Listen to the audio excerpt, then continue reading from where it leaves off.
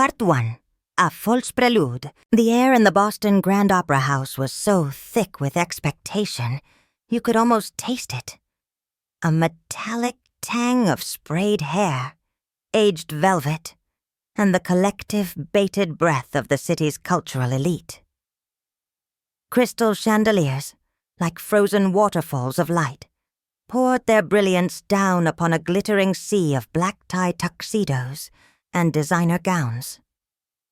It was the annual Sterling Classical Music Awards, an evening where legacies were cemented and fortunes in prestige were made. On stage, bathed in a single worshipful spotlight, stood Julian Davenport. His smile was a masterpiece of cosmetic dentistry, a polished veneer of charm and humility that had been carefully curated since his birth. The tuxedo was Italian, impeccably tailored to disguise the simple fact that his shoulders were not, and had never been, broad enough to carry the weight of the award he now held in his hands. It was the coveted Composer of the Year trophy, a heavy golden lyre that represented the absolute pinnacle of their world. "I am truly humbled," Julian began, his voice a smooth, resonant baritone that flowed over the audience like warm honey. It was a voice practiced in elocution, a melody he hadn't written himself. This symphony, Metropolis Heartbeat, was a journey. It came from a place of deep, personal introspection. It's my attempt to capture the beautiful, chaotic soul of our beloved city. He continued his speech, weaving a tapestry of poetic-sounding words that were as beautiful as they were empty, but in the velvet darkness of the stage wing, hidden from the adoring thousands. His sister, Elara Davenport, heard every fraudulent syllable. She wasn't looking at her brother's smiling face. Her gaze was fixed on his hands, resting lightly on the sides of the gleaming mahogany lectern. Those hands, soft, uncalloused, manicured. They had never wrestled with a discordant chord until it surrendered its harmony. They had never been stained with ink in the haunted pre-dawn hours, trying to capture a fleeting melody before it vanished back into the ether. They had never felt the divine, agonizing spark of creation that left you feeling both hollowed out and utterly complete. Hers had. Metropolis Heartbeat wasn't a reflection of the city's soul. It was a reflection of hers. The frantic driving tempo of the first movement wasn't the rush of subway cars, but the trapped, panicked rhythm of her own heart beating against the bars of her gilded cage. The soaring, breathtaking crescendos were not the city's aspirations, but the sound of her own secret, desperate hopes taking flight in the privacy of her mind. The mournful, weeping cellos of the adagio weren't the loneliness of the metropolis at midnight. They were the sound of her own silent, solitary despair. He had stolen it. Or rather, the family had presented it to him on a silver platter, and he had accepted it without question. It was her soul, dissected, orchestrated, and sold to the highest bidder. And as Julian raised the golden lyre into the air, the roar of the crowd felt like a physical blow, a wave of sound that pushed the air from her lungs. A single cold thought solidified in the center of her being, a thought as sharp and clear as a shard of ice. This is the last time. The ride home, in the family's chauffeured Bentley, was a study in suffocating silence. The celebratory champagne sat unopened in its silver bucket. Julian was beside her, scrolling through congratulatory messages on his phone, the screen's blue light casting a ghastly pallor on his face. In the jump seats opposite them, their parents sat like statues. Marcus, her father, stared out at the passing city lights, his jaw tight. He hadn't composed anything of worth in 20 years, and his son's success was both his greatest pride and a bitter reminder of his own faded talent. Eleanor, her mother, was the picture of serene satisfaction, but Elara could see the tension in her clasped hands. Her mother was the architect of this grand deception, the one who had convinced Elara that her genius was a flaw, a wild, untamable thing that needed Julian's handsome face and easy charm to make it palatable to the world. A memory, sharp and unwelcome, surfaced in Elara's mind. She was 16, sitting in her studio, the precursor to the soundproof prison she now occupied. She had just finished her first string quartet, a piece full of youthful fire and raw emotion. She had shown it to her father, her heart thrumming with nervous hope. He had listened, his expression unreadable. Then he had taken her pen and with a few decisive strokes, crossed out her name on the top of the score and written, in his elegant script, Julian Davenport. "It's a strong piece, Elara," he had said, not meeting her eyes. "But it needs a stronger name to carry it. This is for the good of the family. A rising tide lifts all boats." She had felt the first crack in her foundation that day. Her mother had come in later, smoothing the cracks over with poison honey. "Think of it this way, darling," Eleanor had cooed, stroking her hair. "You are the brilliant mind in the laboratory, and Julian is the brave astronaut who takes your creation to the stars. You need each other. He gives your music a voice." Now, sitting in the cold leather luxury of the Bentley, Elara understood. They weren't a team. She wasn't the wind in his sails. She was the tree that was felled to build the ship, a ship she would never be allowed to board. The car pulled through the wrought iron gates of the Davenport estate in Beacon Hill. As the chauffeur opened her door, she looked at the grand, imposing facade of the house. It wasn't a home. It was a mausoleum, built to entomb her talent and preserve a lie. And tonight, she had finally decided she wasn't going to be buried alive. Parte 2. The Stolen Cadence. The Davenport mansion was less a home and more a carefully curated exhibit for the Boston Historical Society. Every surface gleamed under the soft glow of recessed lighting. Ancestral portraits with severe, judgmental eyes lined the grand staircase. Antique furniture, too precious to be sat upon, stood roped off by invisible lines of etiquette. The air itself seemed old and heavy, thick with the scent of lemon polish, dried flowers, and the oppressive weight of a fraudulent legacy. It was a beautiful, suffocating place, designed to impress from the outside and slowly crush you from within. For Elara, the only breathable air on the entire estate was inside the walls of her studio.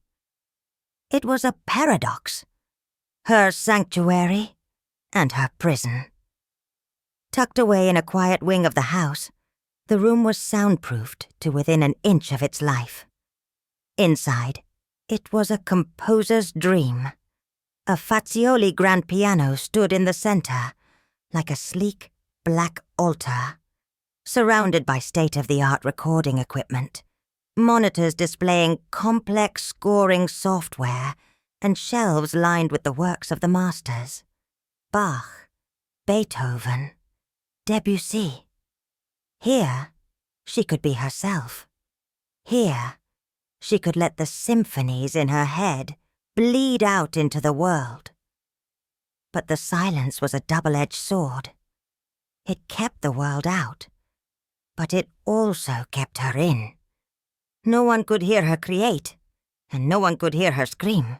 3 days after the awards, the oppressive cycle began anew. The victory of Metropolis Heartbeat was already old news to Marcus Davenport. He was a man perpetually hungry for the next success, the next validation. He entered her studio without knocking, a habit that always made Elara feel like a line of code being checked by its programmer.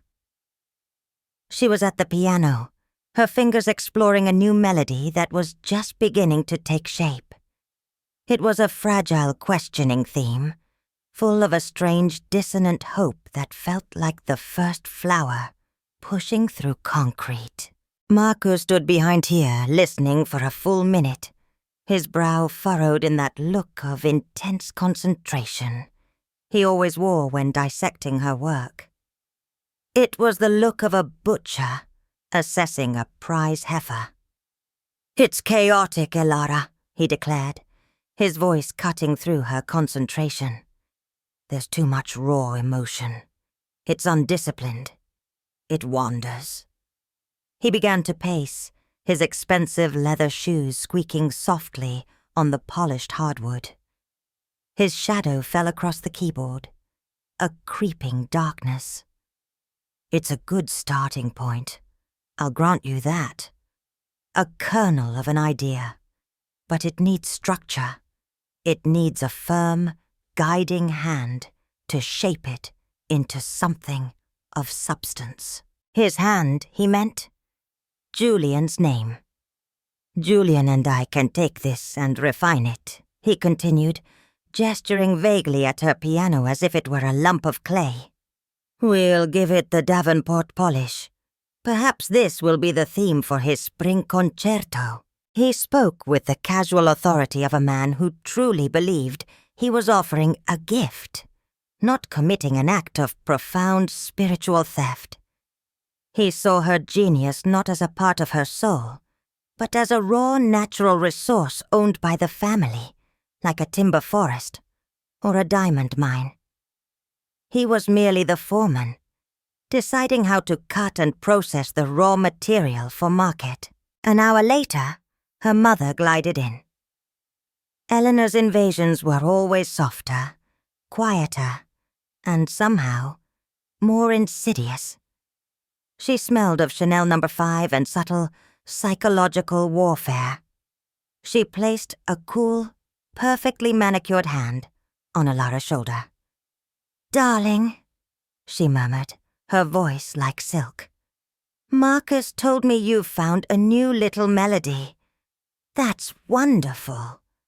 She looked at the frantic notes scribbled on Elara's manuscript paper. "You have such a beautifully delicate talent. It's a fragile, emotional thing. It needs a strong face, a confident voice to present it to the world. Otherwise, they won't understand it. They'll dismiss it." She paused, letting the poison sink in. "Julian has that strength. He has that effortless confidence. You two are the perfect team, don't you see? He is the magnificent ship, and you, my love, are the powerful unseen wind that fills its sails and carries it to glorious new lands." It was the same speech, with minor variations, that she had been hearing for a decade. They had built this cage around her with the most beautiful materials: praise, luxury, and the twisted logic of love. They had convinced her that the wind was nothing without a ship to push. Later that afternoon, Julian himself wandered in, holding a glass of iced tea. He leaned against the piano, looking handsome and carefree. He had already been on 2 morning talk shows, charming the host with anecdotes about how the rhythm of the city had inspired his award-winning symphony. He hummed the new melody Elara had been working on, the one her father had just claimed. He hummed it casually, as if it had just popped into his own head. "Catchy," he said with a bright, empty smile. "I think Dad's right. It has the makings of a great concerto. I can already hear the strings." He didn't see it as theft. He didn't even see it as hers. In his mind, it was simply music. and the music in this house belonged to him. It was his birthright. Elara's genius was just another family asset, a wellspring from which he could drink whenever he was thirsty. He took a sip of his tea and walked out, leaving Elara alone in the silent room, the echo of her own stolen music hanging in the air like a ghost. Part 3. Grandma's Lullaby. Amidst the symphonies she composed for Julian and the concertos, she bled for her father's ambition. There was one piece of music Elara kept for herself. It was a secret. It wasn't written down on any manuscript paper or saved in any digital file. It was locked away in the most secure vault she possessed, the muscle memory of her fingers and the untainted archives of her heart. It was a lullaby, a simple, heartbreakingly pure melody of only 16 bars. But in those 16 bars lived the only unconditional love she had ever known. She had composed it when she was 15, in the quiet, grief-stricken weeks after her grandmother, Annalise, had passed away. Annalise had been the family's anomaly, a woman who had married into the Davenport prestige, but had never succumbed to its cold, demanding ethos. She was warm, she was kind, and she was the only person who had ever truly seen Elara. While Marcus was critiquing her daughter's technique and Eleanor was planning her social debut, Annalise would sit by the piano for hours, a contented smile on her face, simply listening. "Don't ever let them convince you that your music is a problem to be solved," her grandmother had told her once, her hand, wrinkled and warm, covering Elara's. It was after a particularly harsh critique from Marcus that had left Elara in tears. "Your father and mother, they hear music as a series of notes to be arranged for maximum effect. They are technicians. You, my love," she had said, tapping Elara's chest gently. "You hear it as a story. Your fingers don't just play the notes. They tell the truth. Never, ever stop telling your truth." The lullaby was that truth. It was the melody of her grandmother's gentle humming, the memory of safety in her arms, a sound that belonged only to the two of them. She would only play it late at night, when the grand house was deep in slumber and the ghosts of expectation were quiet. She would engage the piano's felt-dampened practice pedal, and the notes would emerge as mere whispers, audible only to her. It was her prayer, her secret garden, her one untainted creation. One grey, drizzly afternoon, feeling particularly suffocated after a tense session with her father, Elara retreated to her studio for a moment of peace. She closed the heavy door, believing she was finally alone. She sat at the fascioli, her shoulders slumped, and without thinking, her hands found their way to the lullaby. The simple, sad, beautiful melody filled the silent room. She played it through twice, her eyes closed, letting the memory of her grandmother wash over her. It was a brief healing balm on her perpetually wounded spirit. She thought she was alone, but she had forgotten to engage the electronic lock. Julian, on his way to the library, was passing by the partially open door. He heard the melody. It stopped him in his tracks. He didn't understand its depth or its history. He didn't hear the story of a girl and her grandmother.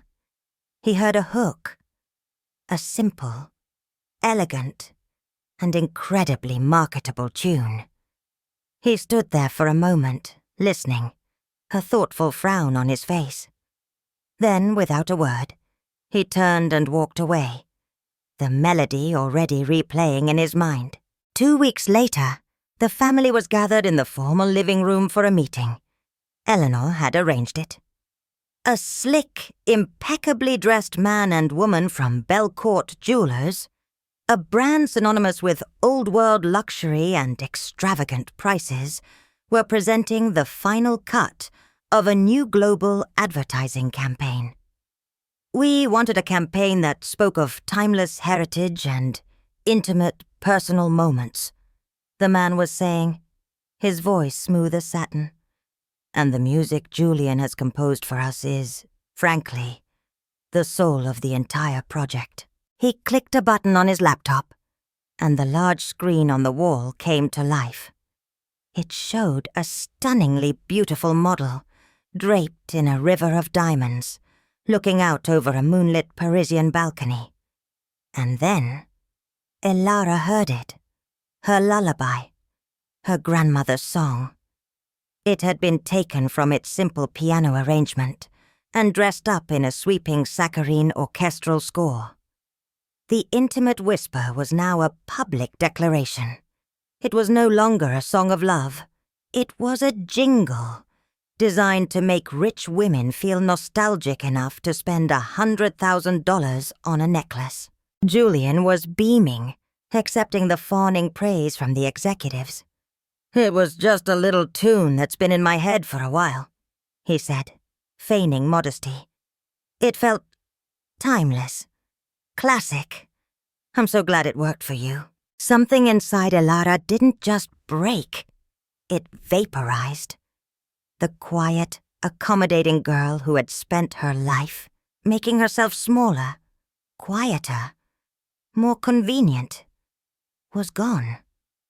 In her place was a silent, white-hot column of fury. "No," she said. The word was quiet, barely a whisper, but it cut through the room like a gunshot. Everyone stopped and stared at her, as if she had suddenly grown a second head. The Belcourt executives looked confused. Eleanor's smile froze on her face. "That song," Elara said, her voice trembling but gaining a dangerous strength, "is not for sale."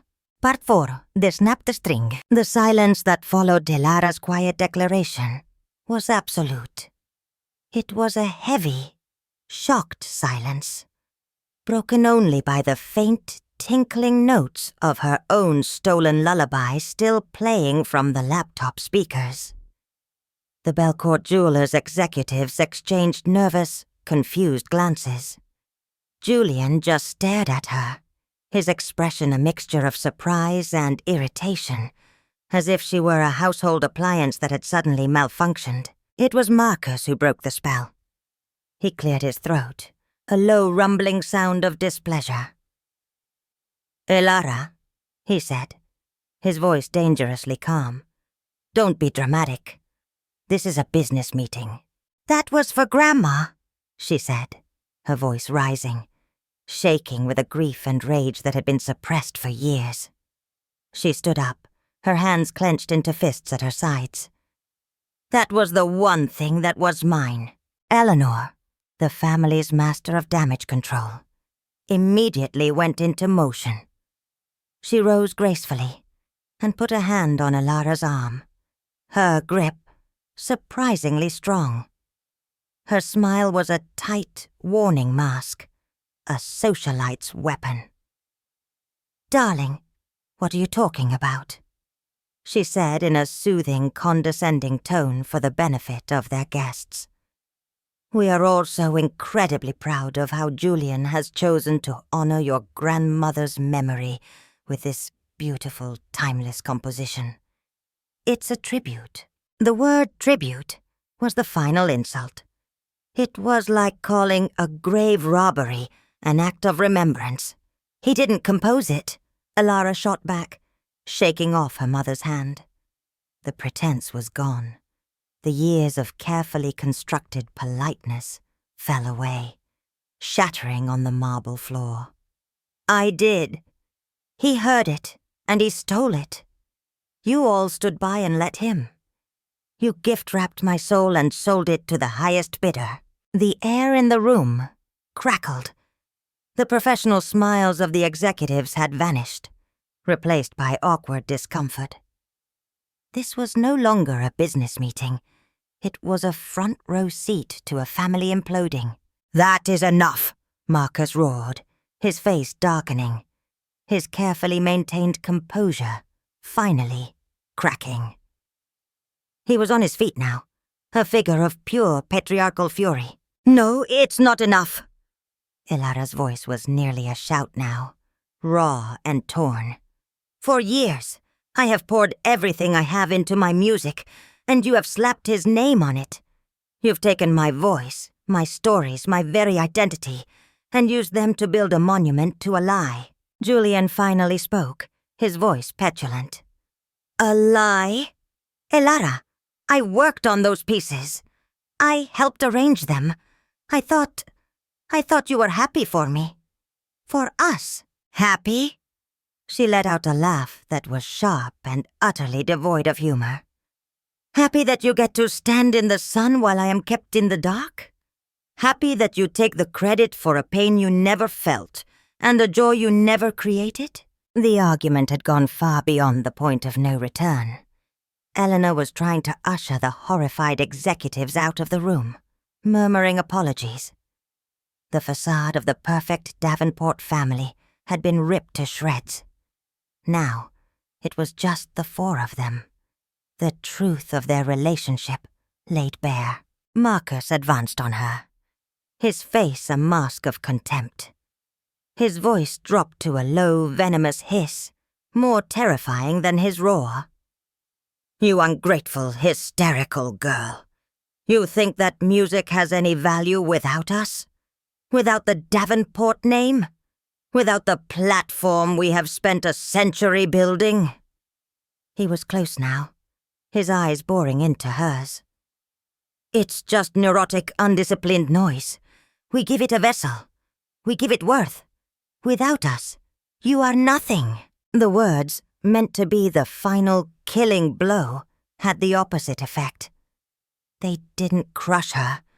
They clarified everything. The fog of guilt and obligation and twisted love that had clouded her mind for years was burned away by the white-hot certainty of his cruelty. He didn't believe she was his partner. He didn't even believe she was his daughter. She was a resource, an asset, and now he was telling her she was worthless. In the ringing silence that followed his outburst, Elara felt a strange, terrifying calm settle over her. The pain was immense, a physical ache in her chest, but for the first time in her life, the path forward was clear. She looked at her father's enraged face, her mother's panicked expression, her brother's bewildered entitlement, and she felt nothing. The connection had been severed. The string had finally snapped. That night, she didn't sleep. She waited, listening to the sounds of the great house settling around her. She heard her father pacing in his study. She heard her mother on the phone, likely placating the jewelry company. She waited until the last light went out, until the mansion was submerged in the deep, artificial silence of the wealthy. Then she moved. Her actions were quiet, deliberate, methodical. There was no frantic haste. She took a single sturdy backpack. Into it, she packed one change of practical clothes, all the cash she had managed to save from the small allowance they gave her, a pitiful sum, and her passport. Lastly, she retrieved her most precious possession from its hiding place under a loose floorboard in her studio. It was a worn, leather-bound notebook, filled not with polished, finished scores, but with the raw, chaotic scribbles of her true compositions. The kernels of ideas, the secret melodies, her truth. She slung the backpack over her shoulder and walked out of her room. She didn't look back. She walked down the grand staircase, her soft footsteps making no sound on the thick Persian runner. She passed the gallery of portraits, her lying ancestors staring down at her with their painted eyes. She was a ghost, leaving her own tomb. at the massive oak front door. She didn't hesitate. She turned the heavy brass knob, slipped out into the cold, damp Boston night, and gently pulled the door shut behind her. The quiet, final click of the latch was the most beautiful sound she had ever heard. It was the sound of freedom. She stood on the bluestone steps, pulled up the hood of her sweatshirt, and walked away into the darkness, not once looking back at the gilded cage she had just left behind. Part 5. Side the Walk Symphony. The freedom she had so desperately craved was, in reality, brutal and unforgiving. The gilded cage of Beacon Hill was swiftly replaced by a cramped third-floor walk-up in Allston, a neighborhood that thrummed with the noise of students, sirens, and the perpetual rumble of the B-line train. The refined scent of her mother's Chanel was a distant memory, replaced by the persistent layered smells of damp brick, spilled beer from the tavern downstairs, and the exhaust of 1,000 passing cars.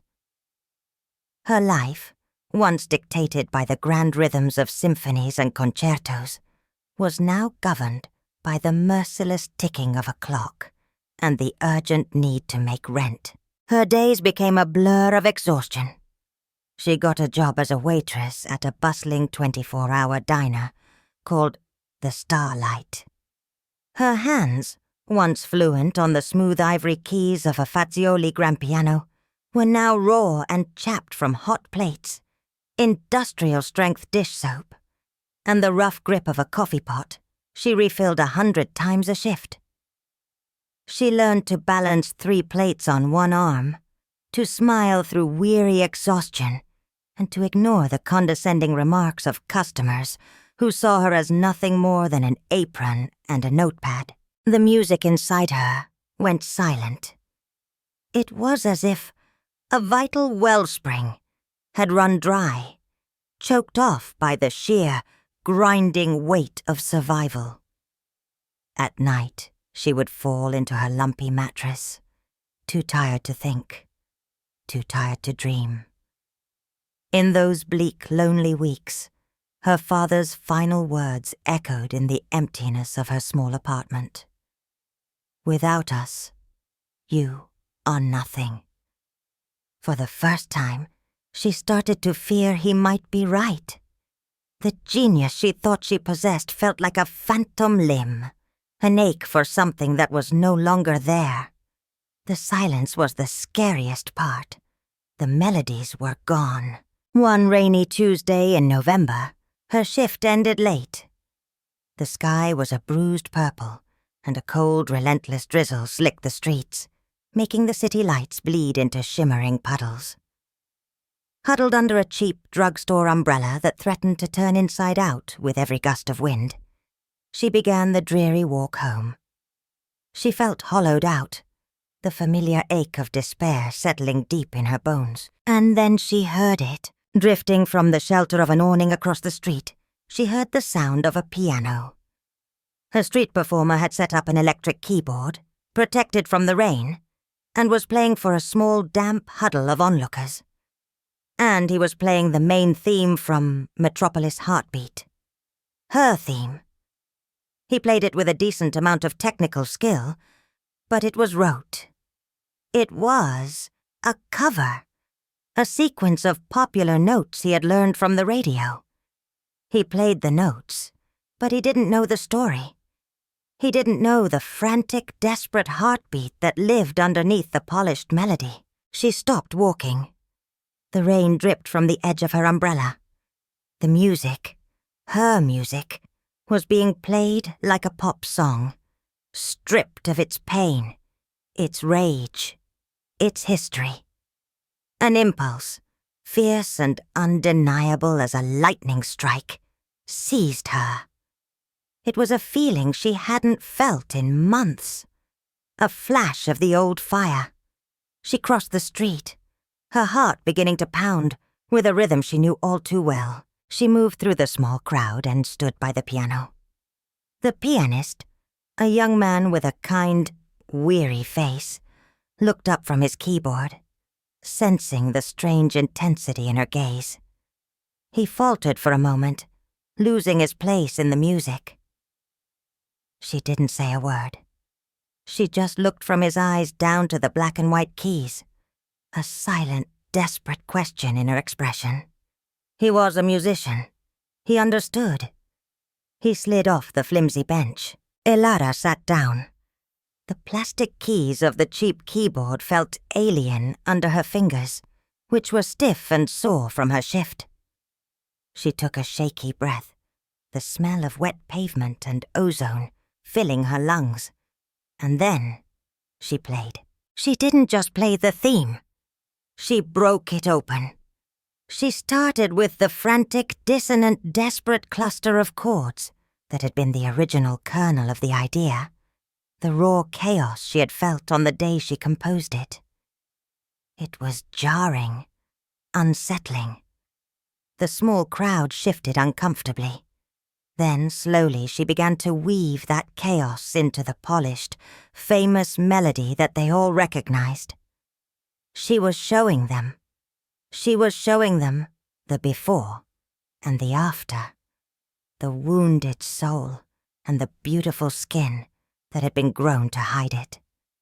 She was deconstructing her own ghost-written work in public. The music poured out of her, filled with a longing and a fury that was so palpable, the crowd went completely still. The sounds of the city, the rain, the traffic, the distant sirens, all seemed to fade into the background. There was only the music. Her truth, finally being told by her own hands. When she finished, her final chord hanging in the damp air like a held breath, her whole body was trembling. There was a moment of stunned, absolute silence. Then the crowd didn't just applaud. They erupted. It wasn't the polite, cultured applause of the opera house. It was a raw, emotional ovation, mixed with whoops and whistles. It was real. In that small crowd, leaning against the cold, damp brick wall of a bookstore, was a man who had not been genuinely moved by music in over a decade. His name was Arthur Vance. In another life, he had been a celebrated conductor, a rising star in the classical world, known for his passionate interpretations and fiery genius. Then, a professional scandal, a carefully orchestrated campaign of whispers and accusations, had sent him spiraling into a bitter, self-imposed exile. He was older now, his hair streaked with grey, his face a roadmap of disappointment. But his eyes missed nothing. He hadn't just heard a talented pianist playing a cover. He'd heard a composer arguing with her own work. He'd heard an injustice. And he had heard a voice that he thought had been extinguished from the world of music forever. The voice of pure, unvarnished truth. Part 6. An unlikely mentor. As the small crowd began to disperse, leaving coins and folded bills in the pianist's open case, Elara remained on the bench, her hands resting on the plastic keys. She was drained, trembling, as if she had just run a marathon. The emotional dam inside her had broken, and the flood had left her empty and exposed. The young street pianist was staring at her, his mouth slightly agape, a look of pure awe on his face. "Wow," he breathed. I don't know what that was, but wow." She gave him a weak, fleeting smile, and was about to get up and disappear back into the rainy night, when a low, gravelly voice spoke from behind her. "That wasn't just a cover," the voice said. "You weren't playing his music. You were correcting it." Elara froze. She turned slowly to see a man stepping out from the shadows of the bookstore awning. He was older, perhaps in his late 60s, with a face that looked like it had been carved from granite and left out in the wind. He wore a rumpled tweed coat, and his eyes, though tired, were incredibly sharp and intelligent. They looked at her not with pity, or even with admiration, but with a startling degree of understanding. For the first time since she had walked out of her family's mansion, she felt truly seen. This was Arthur Vance. He didn't rush her or crowd her. He simply stood there, waiting. "My name is Arthur," he said. "There's a coffee shop around the corner that's still open. It's warm, and they don't mind if you sit for a while. I think you and I should talk." 20 minutes later, they were sitting in a small, brightly lit cafe, the air thick with the smell of coffee beans and steamed milk. Elara cradled a warm mug in her hands, the heat a welcome comfort against her chilled fingers. She was wary, her guard still up, conditioned by a lifetime of people wanting something from her talent.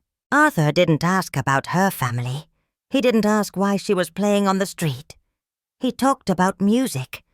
He asked her about the chord progressions she had used, the way she had inverted the main theme. He spoke to her not as a damsel in distress, but as a fellow artist. "What you did back there," he said, stirring his black coffee, "is something very few musicians can do. You revealed the skeleton beneath the skin. Most people just admire the surface. You showed them the architecture. That requires more than talent. It requires ownership." He looked at her directly, his gaze unwavering. "Davenport may have put his name on it, but that piece belongs to you, doesn't it?" The simple, direct question disarmed her.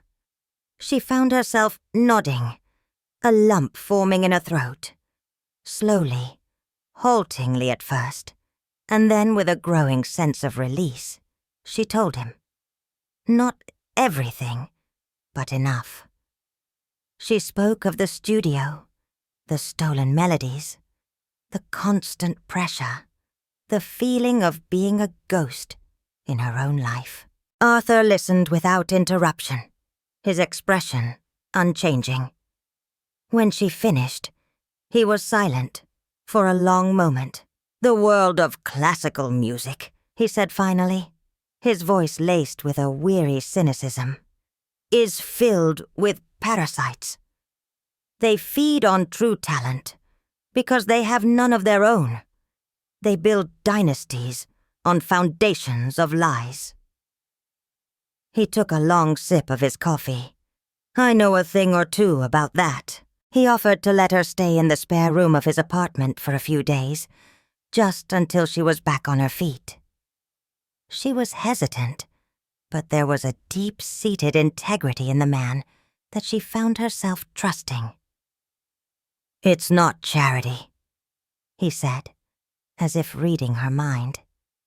"It's an investment in the music.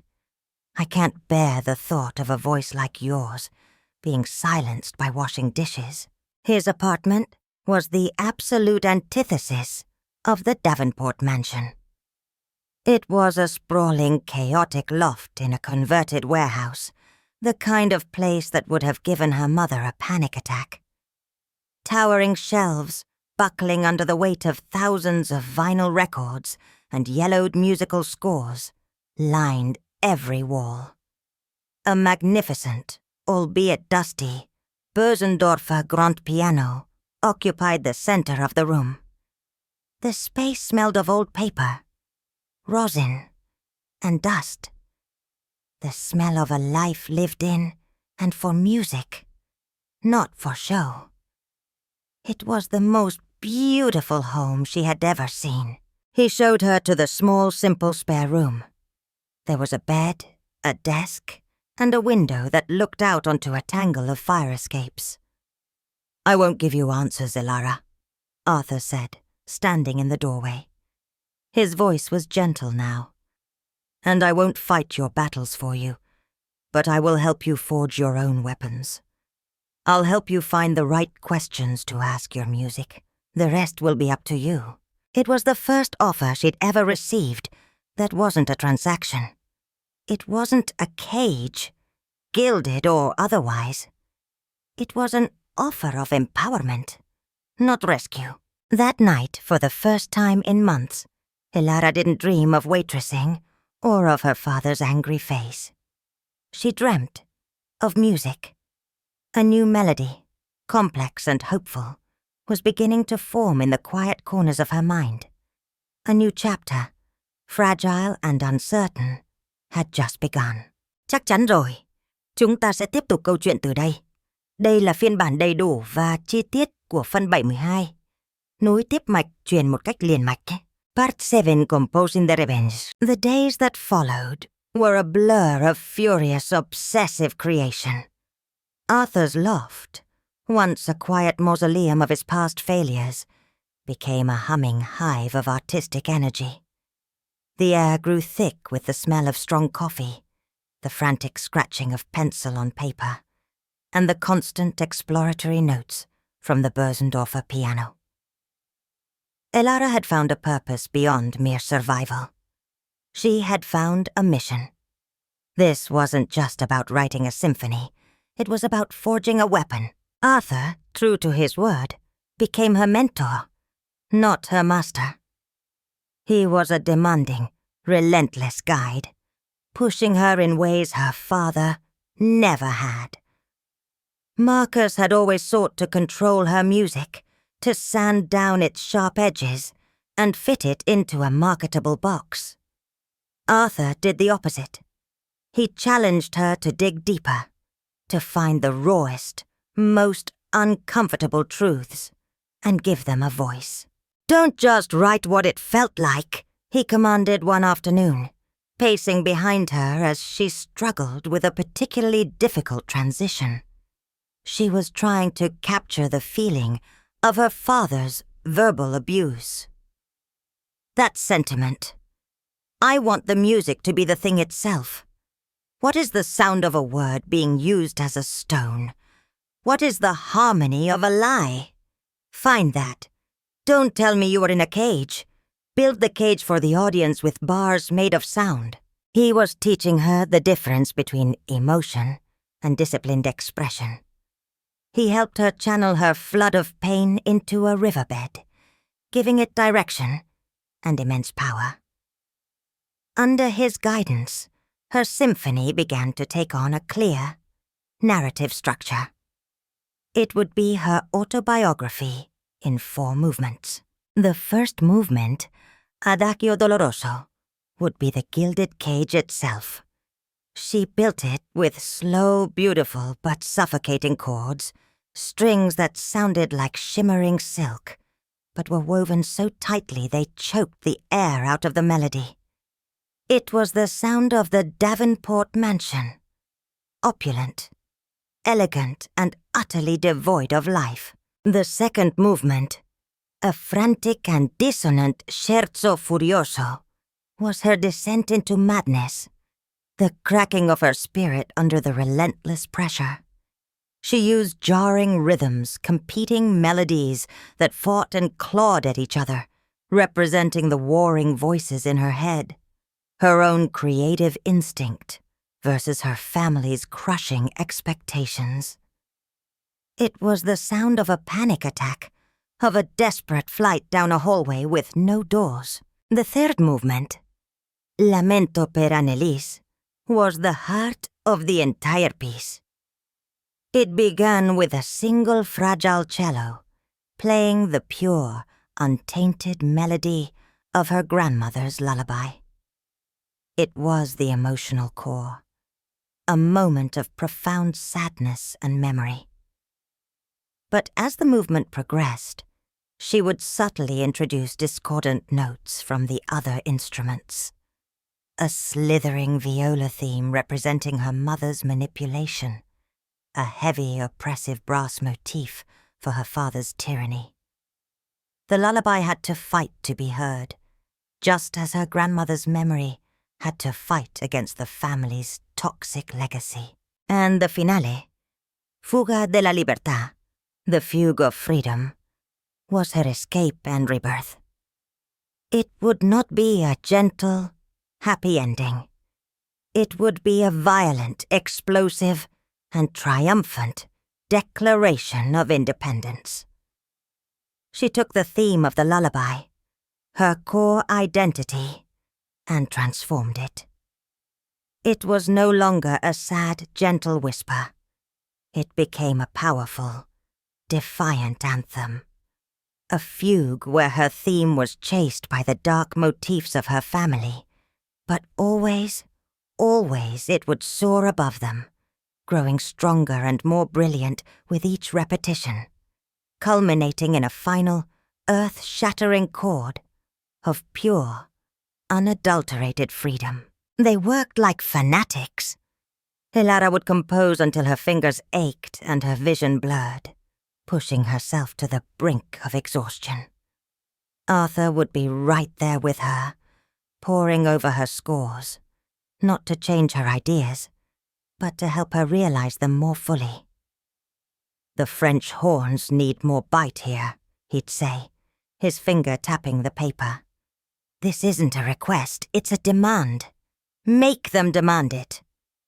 He helped her with the complex orchestrations, teaching her how to use the full palette of the orchestra to paint her story in the most vivid colors imaginable. It was a true collaboration, the kind she had always dreamed of. It was built not on exploitation, but on mutual respect and a shared belief in the power of music. One evening, after a grueling 16-hour session, Elara looked up from the piano, her eyes red-rimmed but shining. "I have a title," she said, her voice quiet but firm. "I'm calling it Ascension." Arthur looked at the determined set of her jaw, at the fierce new light in her eyes. The timid, frightened girl he had met in the rain was gone. In her place stood a composer, ready to claim her voice. "Ascension," he repeated softly, a slow, proud smile spreading across his face. "Yes, that's perfect." "Partite!" The race to the stage. With the symphony composed, the next phase of the battle began, a desperate race against time. The deadline for submissions to the Boston Summer Music Festival was less than a week away. The festival was the most prestigious event of its kind on the East Coast, a notoriously insular institution, dominated by established names and powerful patrons. Patrons like the Davenport family. A submission from an unknown composer was a long shot of astronomical proportions. Their operation was run on a shoestring budget, fueled by Arthur's meager pension and the last of Elara's savings, while the Davenports were likely spending tens of thousands on publicists and promotion for Julian's premiere.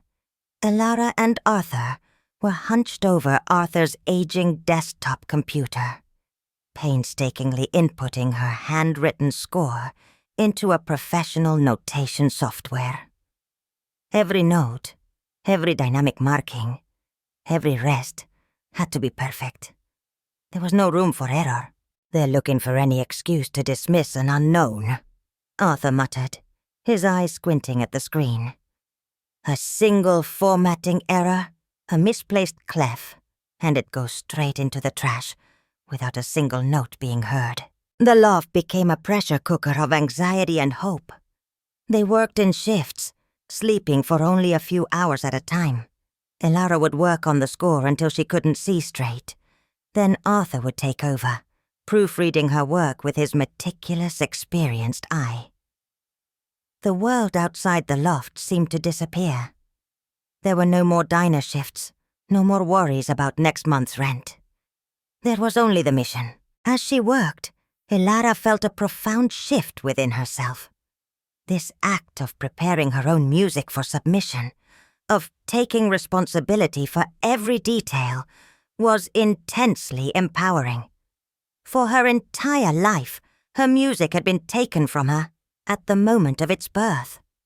She would create it, and then it would be handed over to the team, to her father for refining, to Julian for representing. She had never been part of the process that followed. Now she was the process, She was the composer, the editor, the publisher. The question of a pseudonym arose. "We can't submit it under your name," Arthur said, pacing the length of the loft.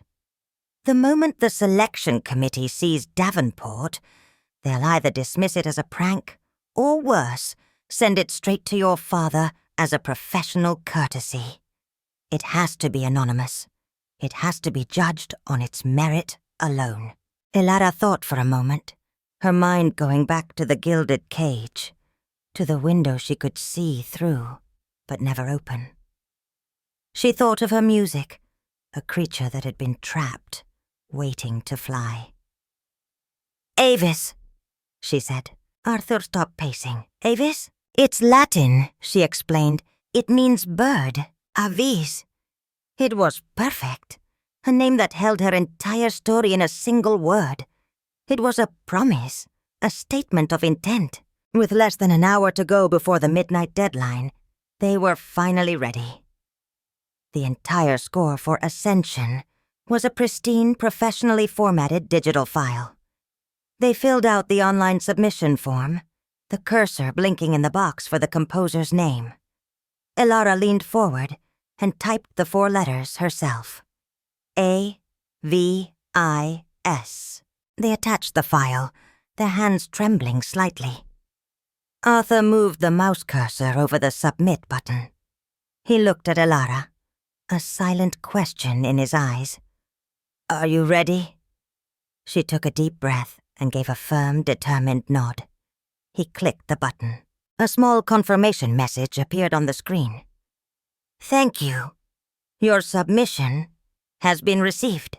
And that was it. Their message in a bottle had been tossed into the vast, indifferent ocean of the music world. They stood there for a long moment, the silence in the loft buzzing with the aftermath of their frantic work. They had done it. They had met the deadline. Now, all they could do was wait.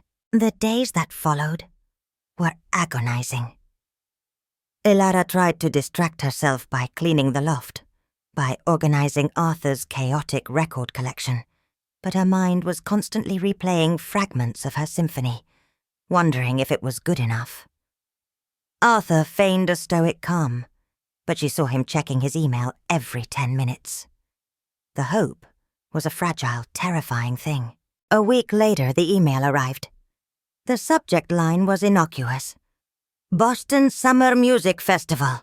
Submission update." Elara's heart leapt into her throat. Arthur saw it first, and his face went pale.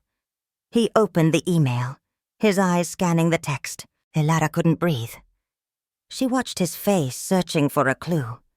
His expression was unreadable, a mask of concentration. Then his eyes widened slightly. A slow, incredulous smile began to spread across his face, a smile that seemed to erase years of disappointment. "My God," he whispered, his voice filled with a note of pure disbelief he couldn't hide. He turned the laptop screen towards her. Her eyes fell on the first line. "Dear Avis, on behalf of the selection committee, we are thrilled to inform you that your symphony, Ascension, has been accepted for its world premiere at this year's festival." Elara read the words once, twice, 3 times. They didn't seem real. Accepted. Her music. Her truth. It had been heard. It had been chosen. A joyous, disbelieving laugh escaped her lips. She threw her arms around Arthur, who held her tightly, laughing with her. They had done the impossible. That night, they celebrated with a bottle of cheap but delicious champagne, the bubbles fizzing with the sweet taste of victory. The future was still uncertain, the final battle yet to be fought. But in that moment, anything felt possible. The bird was on the program. Soon the world would hear her sing. Part 9, The Twist of Fate. The euphoria from their victory lasted for a full 24 hours. It was a dizzying, intoxicating high, a feeling of pure, unadulterated hope that made the grimy loft feel like a palace. Elara felt lighter than she had in years, as if a physical weight had been lifted from her shoulders. They had breached the fortress walls. Her music would be heard. The feeling came to a screeching halt the following evening. Arthur, wanting to see the full context of their achievement, navigated to the festival's official website. "Let's see who our competition is," he said with a wry smile, clicking on the official program link. The schedule loaded, a prestigious list of internationally renowned soloists and conductors. His eyes scanned the page, looking for their slot. There it was. Saturday night. The main event. 8:20 p.m. World premiere. Symphony No. 3, Olympian, by Julian Davenport. Guest conductor, Leonard Sterling. 9:30 p.m. World premiere. Symphony No. 1, Ascension, by Avis. Guest conductor, Arthur Vance. Elara saw their names on the program and felt a thrill. But she also saw her brother's name, listed just above hers in the headlining slot. A knot of anxiety tightened in her stomach, but Arthur wasn't looking at Julian's name. His focus was fixed on the conductor, Leonard Sterling. Elara watched as the color drained from Arthur's face. His wry smile vanished, replaced by a stony, grim expression she had never seen before. The hand holding the computer mouse was trembling slightly. He looked as if he had just seen a ghost from a past he had spent 2 decades trying to bury. "Arthur?" she asked, her voice tentative. "What is it? Who is Leonard Sterling?" Arthur was silent for a long moment. His eyes locked on the name on the screen. The air in the loft grew cold and heavy. When he finally spoke, his voice was a low, dangerous rumble, laced with an ancient bitterness. "Leonard Sterling," he said, the name tasting like ash in his mouth, "is not just a conductor. He is the man who destroyed my career." He leaned back in his chair, the life seeming to go out of him, and the story came tumbling out. 20 years ago, Arthur Vance and Leonard Sterling were the 2 brightest rising stars in the conducting world. They were bitter rivals, competing for the same prestigious appointments, the same accolades. Arthur was the passionate, intuitive artist. Sterling was the cool, calculating politician. Sterling knew he couldn't beat Arthur on pure talent, so he chose to fight dirty. And his key ally in this fight had been a younger, but no less ruthless, Marcus Davenport. At the time, Marcus was a board member for a major symphony orchestra, where Arthur was the leading candidate for music director. Marcus, already nursing a professional jealousy towards Arthur's raw talent, conspired with Sterling. They fabricated a plagiarism scandal, producing forged documents that suggested one of Arthur's early compositions was stolen. It was a lie, a complete and utter fabrication. But in the cutthroat world of classical music, the accusation was enough. The stain stuck. The job offer was rescinded. Arthur's reputation was shattered. He was blacklisted, exiled. Sterling got the job, and his career skyrocketed, while Arthur retreated into the bitter, resentful silence of his loft. Elara listened, horrified, as the pieces clicked into place with sickening clarity. This wasn't a coincidence. The festival, the headlining spot for Julian, the choice of Sterling as conductor. It was all connected. It was the same corrupt system, the same old boys network that had been gatekeeping the world of classical music for a generation. Sterling was likely the head of the committee that had awarded Julian Composer of the Year. They were all still allies, patting each other on the back, preserving their power, promoting their own. "They must not know Avis is connected to me," Arthur murmured, his mind racing. "Or maybe they do, and this is some kind of cruel joke. To put my return on the same night as their coronation," he trailed off, staring into space. The fight had just become infinitely more complex, the stakes infinitely higher. This wasn't just Elara's battle for her identity anymore. It was Arthur's chance, after 20 years, to confront the very system of corruption and lies that had silenced them both. Their two stories, 2 decades apart, were 2 verses of the same tragic song. A new fire ignited in Arthur's eyes, a fire Elara hadn't seen before. It wasn't just the passion of a mentor. It was the cold, hard fury of a man with a score to settle. "They think this is Julian's night," he said, his voice low and determined. "They think it's a celebration of their power. They have no idea what's coming." He looked at Elara, a grim, determined smile on his lips. "This is no longer just your premiere, Elara. This is our reclamation. Parten, the final rehearsal." The weeks leading up to the festival were a study in 2 completely different worlds. 2 opposing armies preparing for the same war. In one version of Boston, the Davenport publicity machine was operating at maximum capacity. Press conferences were held in the opulent, sun-drenched suites of 5-star hotels.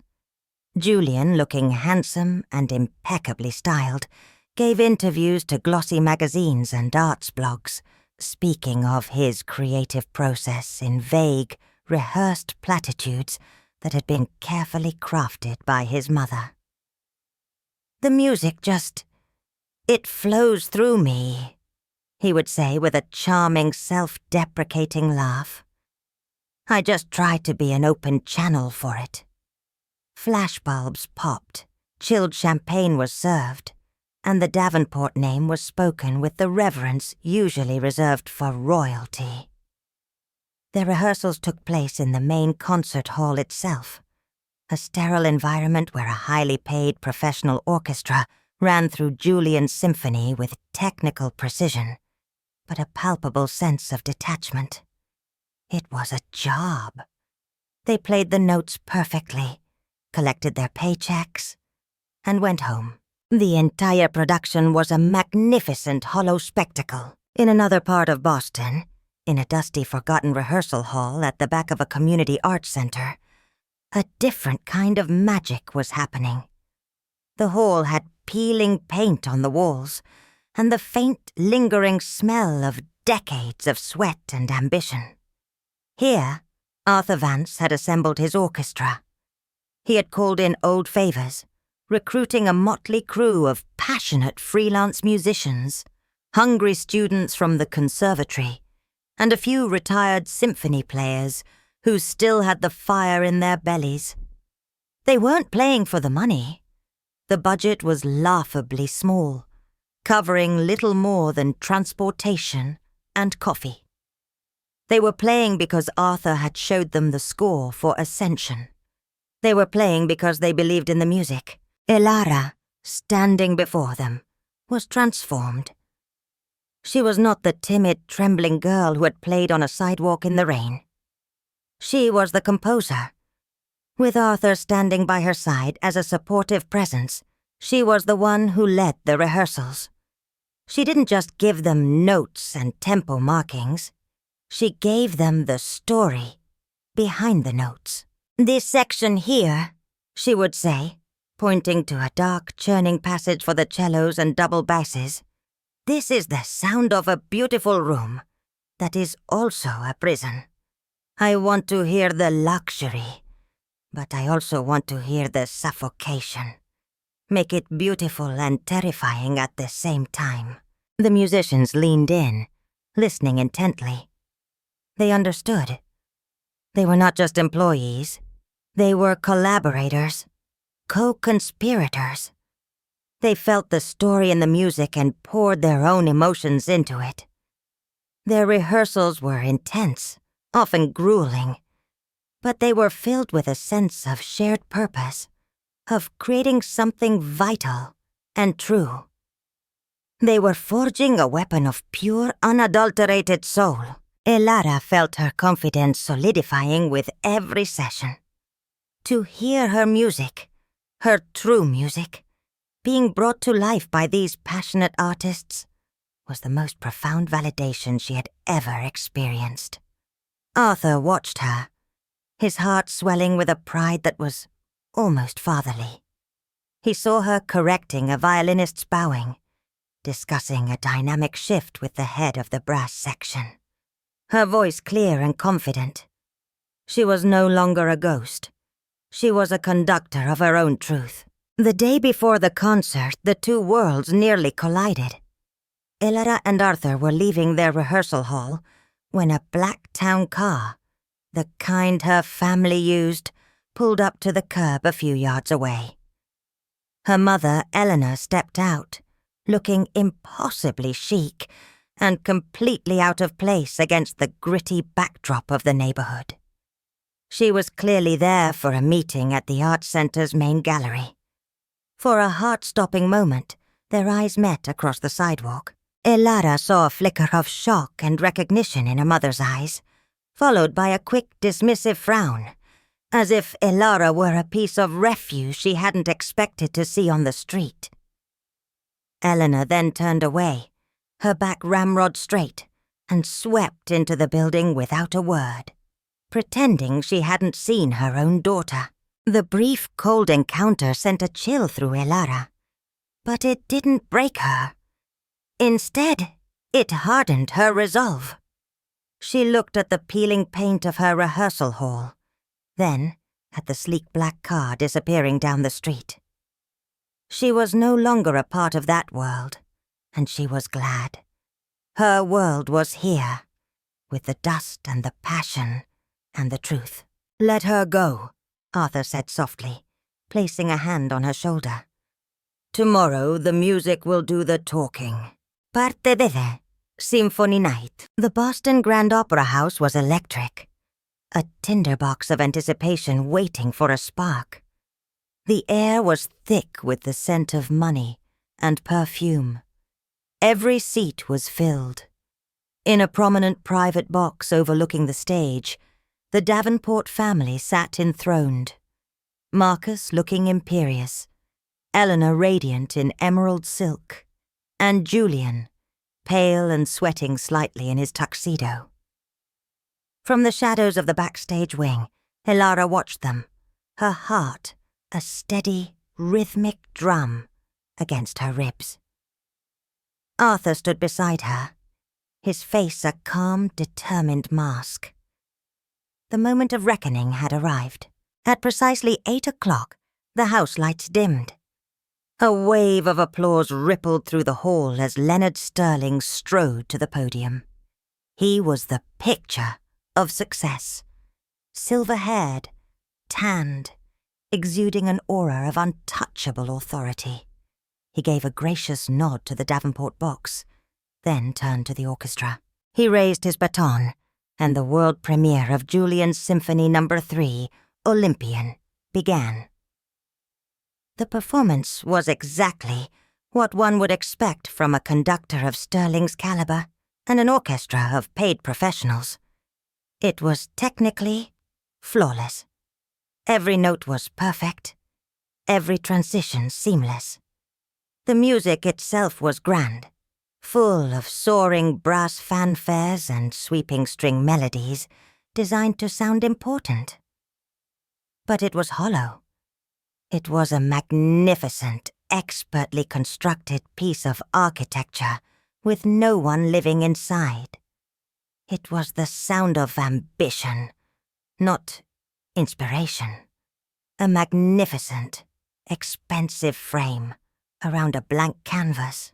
When the final triumphant chord faded, the audience, conditioned by years of publicity to admire the Davenport name, applauded politely. It was respectable. It was fine. Sterling took his bows, basking in the applause. Julian was brought to the stage to share in the credit, his smile looking pasted on. It was a success, but a sterile one. During the intermission, the buzz in the lobby was muted. People murmured that it was impressive and powerful, but no one seemed genuinely moved. Then, it was time. The house lights dimmed once more.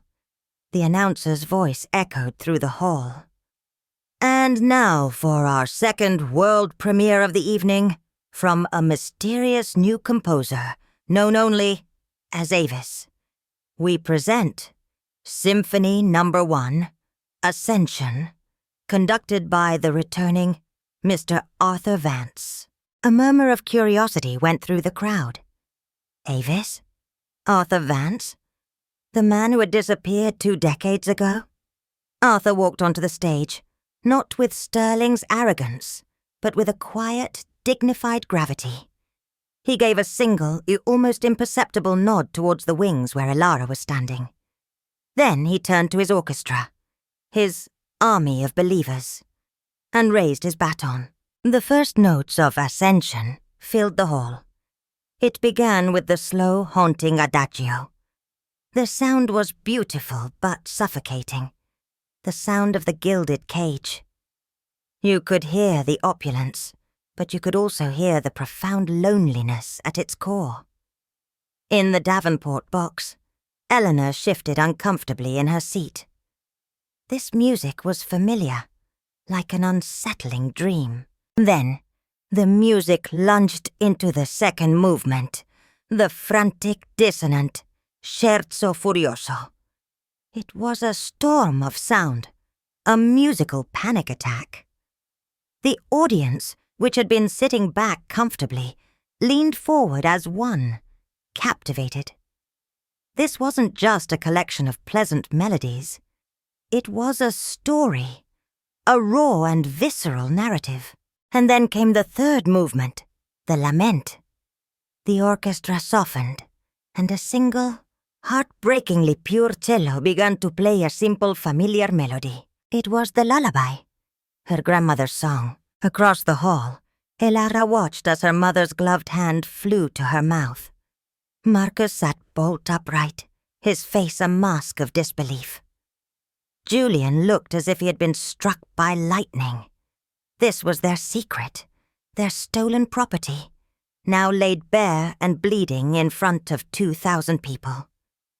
But it was no longer a jingle. It was a lament, filled with a grief so profound it was almost unbearable. The final movement was a tidal wave.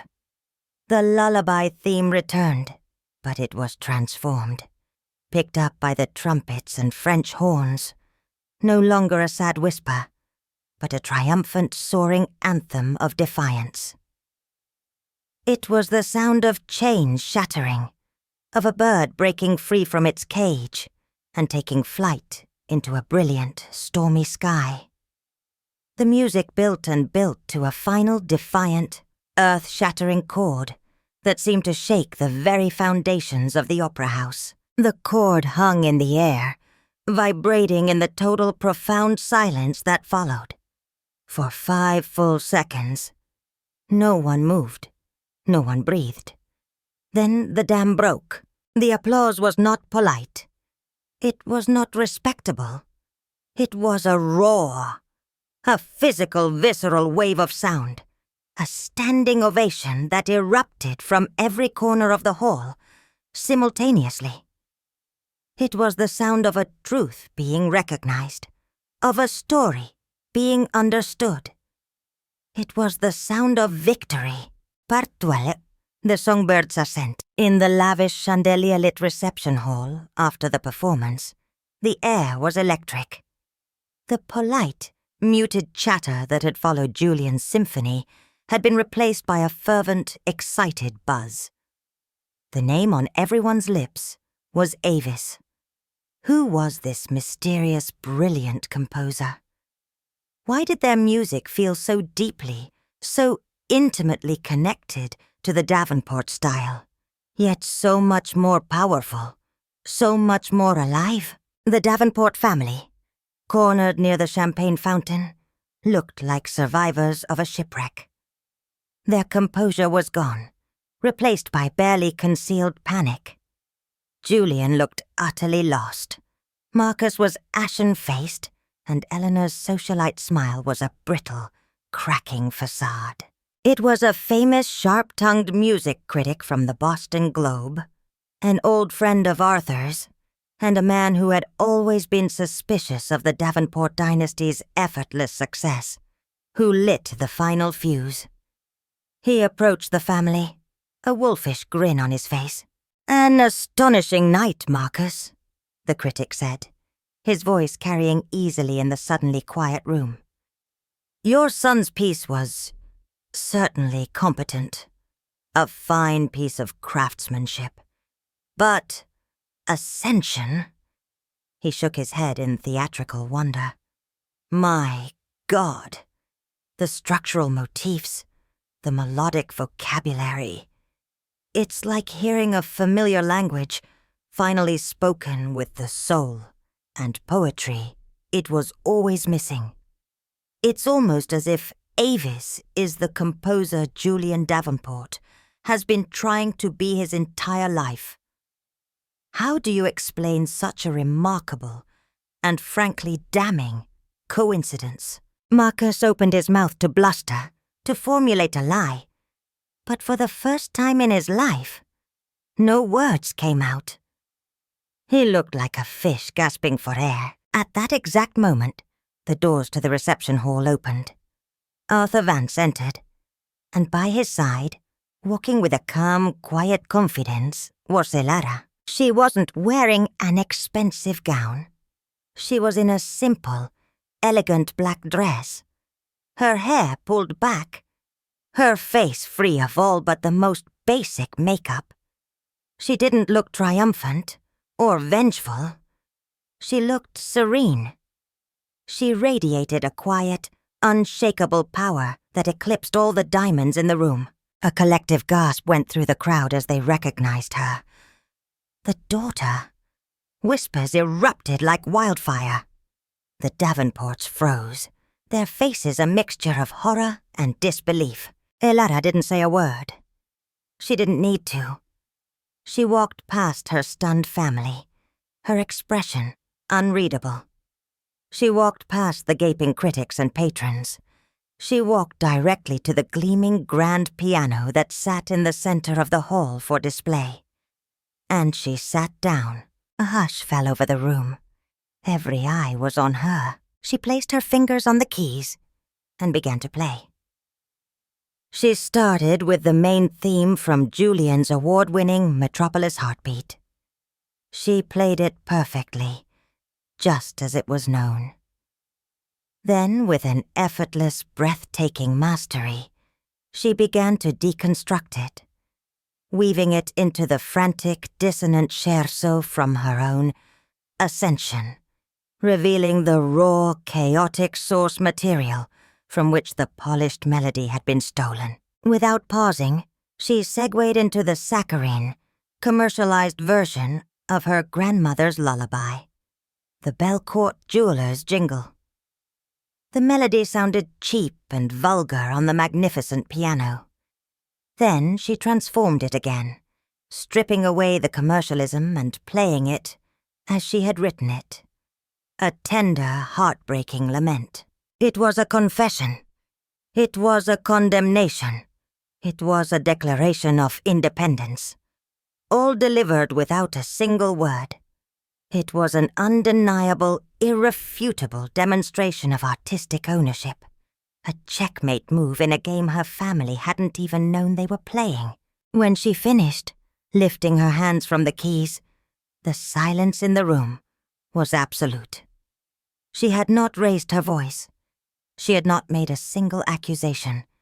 She had simply told the truth with the only language that mattered.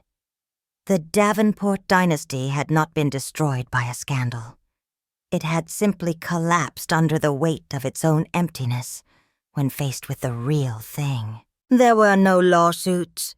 There was no messy public drama. There was no need.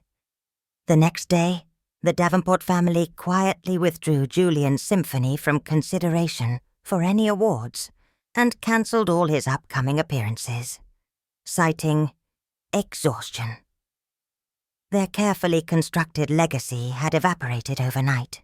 Months later, Elara stood on another stage, at another awards ceremony. This time, she was alone in the spotlight, accepting the Best New Composer award for Ascension. No pseudonym, no hiding. Her name, Elara Davenport, was spoken with awe and reverence.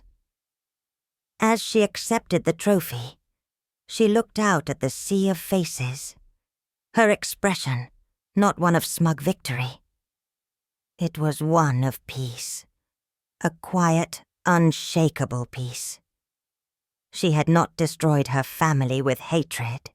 She had simply stepped out of their shadow, and her own light had been brilliant enough to make them disappear. The gilded cage was a distant memory. The songbird was finally and completely free.